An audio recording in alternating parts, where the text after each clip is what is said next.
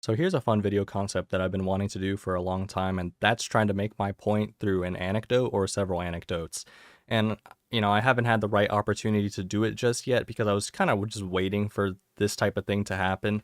I mean, not like really waiting and trying to like create events to like make it happen, but it just happens to happen naturally. And so, yeah, I had this happen naturally like last week after I saw Superman. And so I really wanted to talk about it today because it connected to a lot of my ongoing thoughts about The Last of Us Part 2, which I played a while ago, like probably last year. And I'm still thinking about it and our depth of perception on people looking to the other side, and how people or how good people are capable of even, terrible to bad things, hateful things. And that doesn't necessarily make them a bad person in the big giant span of things if you're looking to a more like universe nihilist standpoint.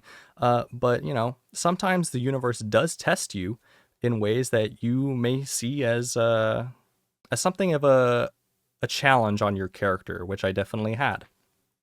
So what happened? After Superman, I was, gonna get Taco Bell because that's what you do when it's late at night and you have to, get some food going. So I wanted to get a Lux box, and lo and behold, at the drive-through, there was this guy there that I hadn't seen since middle school, and he recognized me and I did not recognize him.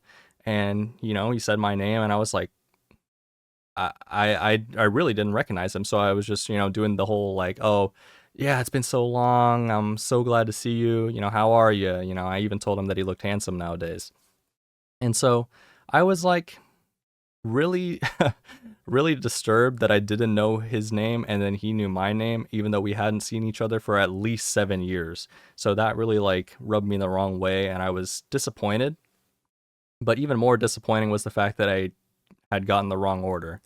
So, I get back and start eating and I realize that I didn't have my beefy 5 layer burrito. I'm like, oh dear God, it's over for me. And so, you know, that was that. A couple days later, this guy hits me up on Instagram and again, haven't seen or talked to this guy since middle school, not even interacted with him much. We weren't even like, acquainted in that way. But he hits me up on Instagram and says, I think I gave you the wrong order. I printed out your receipt and, you can come in and get your food when you want to. And I was like, that is so nice. That is unbelievably nice. For a moment there, I had pretty much restored my faith in humanity in a way that I had not seen in a very long time, because who does that?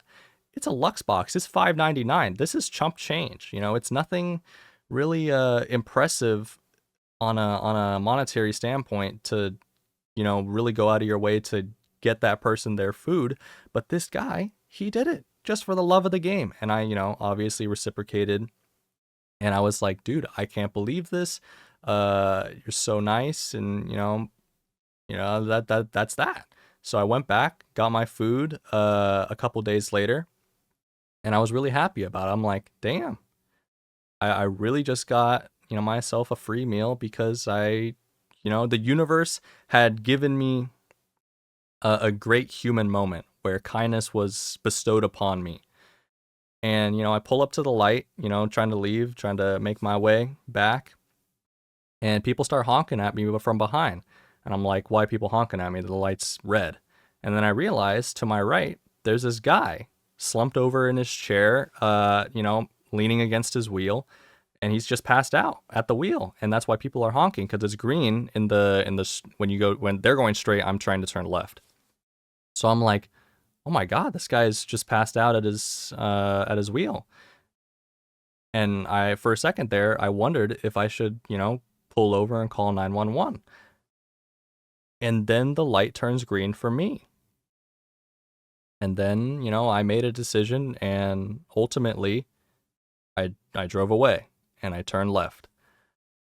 And to me, I immediately felt bad. There was no way to describe the emotion I went through in that moment because I simply knew what had occurred.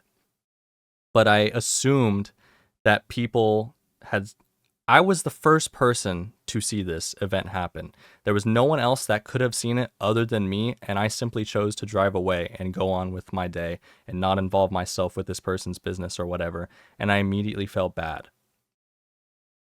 Does this make me a bad person necessarily? No, I don't think so, but I still feel bad as a person, and I feel like I've done the universe an injustice in a way, and I had a friend describe it as I'm karmic. I feel like I'm in karmic debt. And so to have someone bestow such kindness upon me and then myself not reciprocated in the process is the entire essence of someone's character sort of condensed into a how much a dollar costs moment from Kendrick Lamar's to Pimp a Butterfly. It is a test of one's character. It is a test of, how willing you are as a person to really prove beyond a reasonable doubt that you are this type of person. And I failed. And I do believe that I failed in a way of such obvious magnitude that I could see it as nothing more than a universal test because it happened literally right after I pulled away from Taco Bell. It's impossible for me to avoid considering it something of a natural universal coincidence. And so there is a lot of reason to believe that I am not the person who I thought I was, but I still believe that I am the good person that I believe I was because I immediately did know that I, cared for humanity in that moment. And I did, consider for a moment to call 911 and help this person, but I didn't. And so I don't want to beat myself up too bad over this, but it certainly feels like I'm clawing with the fact that I did not do that. You know, analyze it all you want, and there is probably some deeper meaning to it, but that's not really my point here. It's that some people are just capable of doing things that are sort of outside their character and outside the realm of what they would normally do, but it doesn't make them less of who they are. Which is why in the final moments where Ellie forgives Abby at the end of the game, it sort of does encapsulate that idea that I've been thinking about. And because of that event happening to me, I've sort of connected myself to that idea of, you know, uh, I just connected myself to that scene in particular and how it felt driving away from that scene when I knew that I had all the power in that situation. Somebody else, we can assume that somebody else probably did call 911, but we can know that I didn't. So compare this to another story that I have about my uncle. My uncle grew up in poverty, deep in poverty, so much to the fact that he told me of, the fact that he only received a new pair of clothes on his birthday. So every year for like his birthday, all he would get was a brand new set of clothes. And that was the best day of his life every time because he had got to finally shed the raggedy old dirty clothes that he had been wearing for a year. And pretty much it was like jumping out of the water rejuvenated type of thing, like in Huckleberry Finn type situation. And because of his experiences as a poor person, beyond poor, this is sort of like his identity as a person, that when he immigrated to America, he bestowed that same kindness that he wished he had received as a child onto other homeless people that he knew the situation very well of what someone, as an adult would be going through, even though he only experienced it as a child.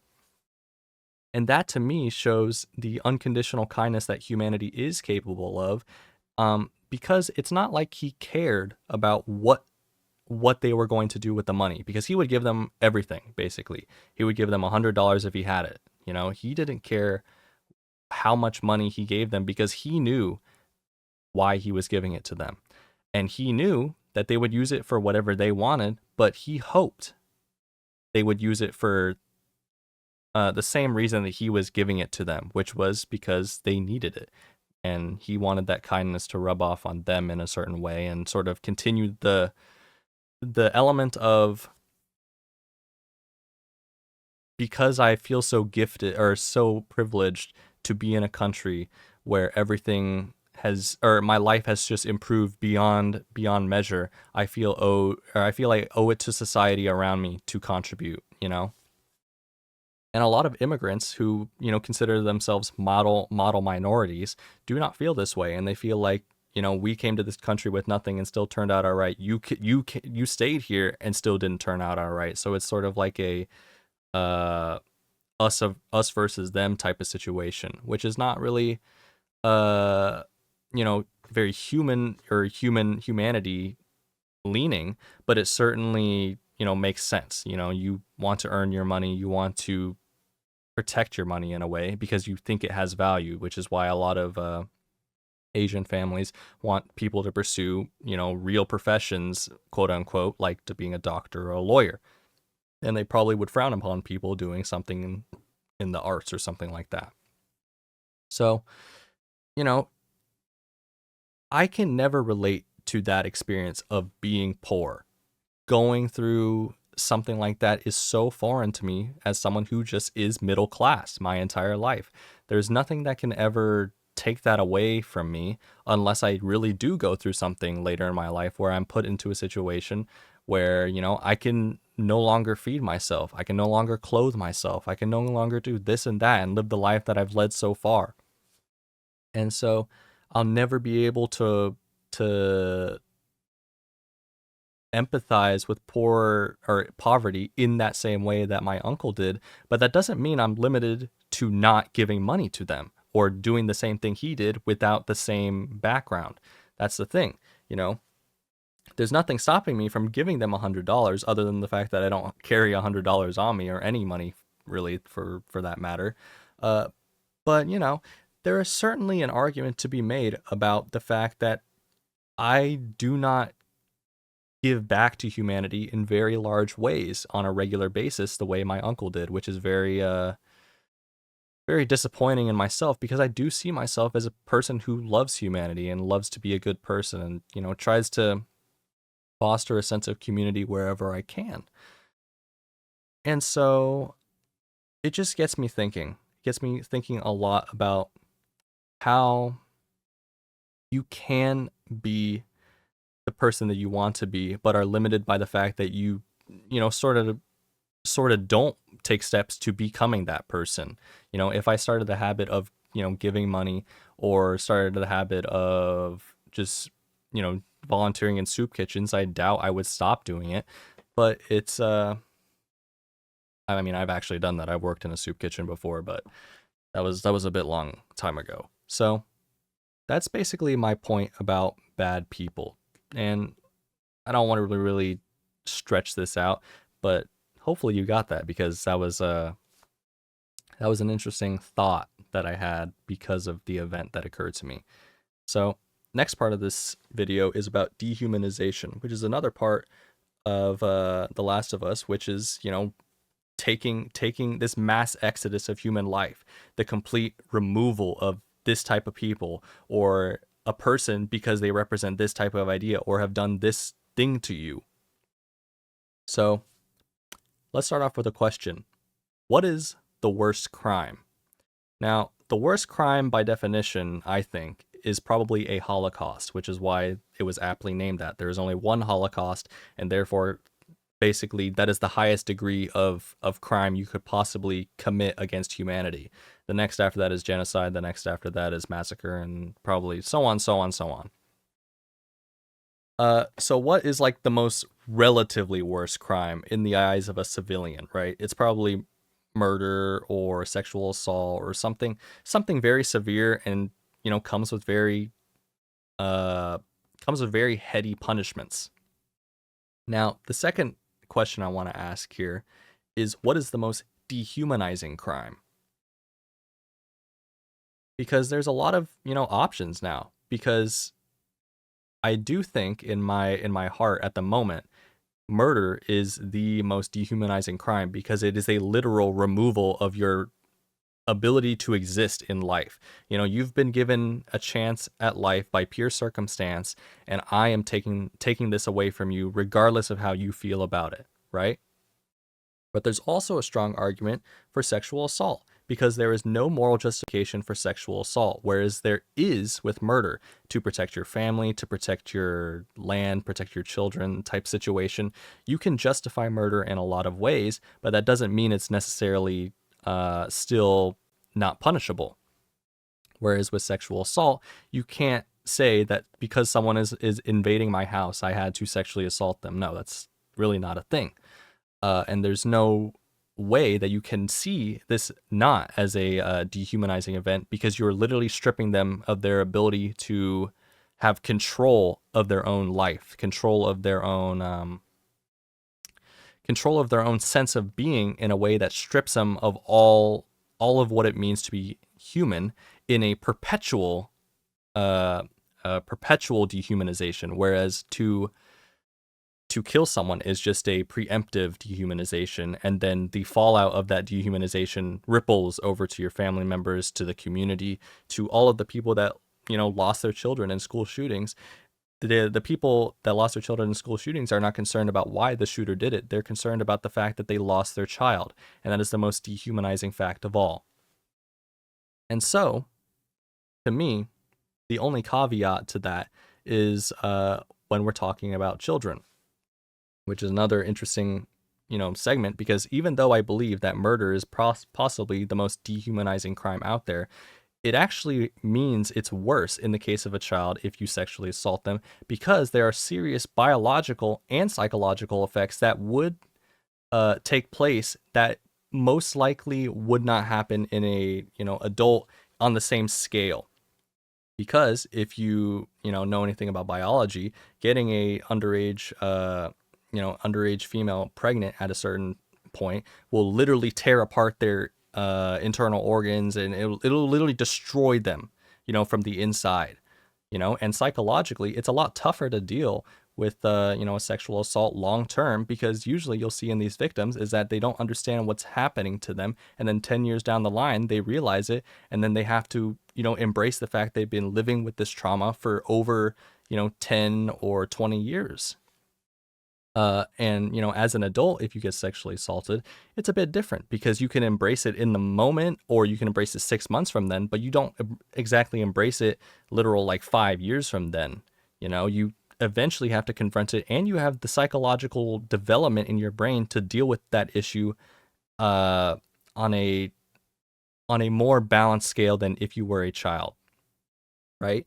And so this idea of trauma lives with this character Ellie in The Last of Us 2 in a way that eventually consumes her, and she feels like she needs to dehumanize everyone around her to eventually reach the final point, where she meets Abby for like 3 times. She meets Abby like 3 times, and then obviously in the final moment doesn't do it, and sort of reclaims that sense of life within her in a certain way. That love and affection that she had for Joel is still in there and still holding on as deeply as it can, even though we've seen it been corrupted over the course of the game, and sort of leave her soul in many ways when she's just murdering relentlessly, getting everyone to do anything she asks, and basically taking their ability to control the situation, because she does not care anymore. She does not care about what she's inflicting onto the world around her, because all that matters is herself. The egotistic feed of one's hunger for coping with this pain that she's been inflicted by Abby, you know? And so that's why I feel so passionately about this game. This game has lived with me for such a visceral reason, and it just impacts me every time I think about it, especially when I just move through the motions of life, and I'm sort of giving parse to these ideas again and again. And I even have a full-blown review of the game that I just have sitting in my Google Docs that I've just not posted, because I feel like that's not necessary in this video, and I also just don't feel like I've needed a reason to talk about it other than now, because it really needs to be hard-hitting and in the moment topics that I've just been going over this past week, and I've sort of been privy to for the most part. I've really been looking at this at a more scrutinizing level, more so than I have the review topics that I covered at the time. So that's my that's my video. Not a very lighthearted topic to say the least, but it's certainly interesting stuff to talk about in my opinion. And regardless of how uh, how you feel, I do hope you have a great day or night or anything for that matter. And I I I do love humanity, and I hope that you find community somewhere, and I hope you eventually see yourself as, the brightest spot in the universe, and you see yourself as a great person even despite the things you might have done. There is obviously some exceptions in my eyes, but I'm hopeful. And I'm not usually hopeful. Despite everything I talked about, I am rather passionate about the fact that I do think humans are capable of great things. So, thanks for watching, and I'll see ya in the next one.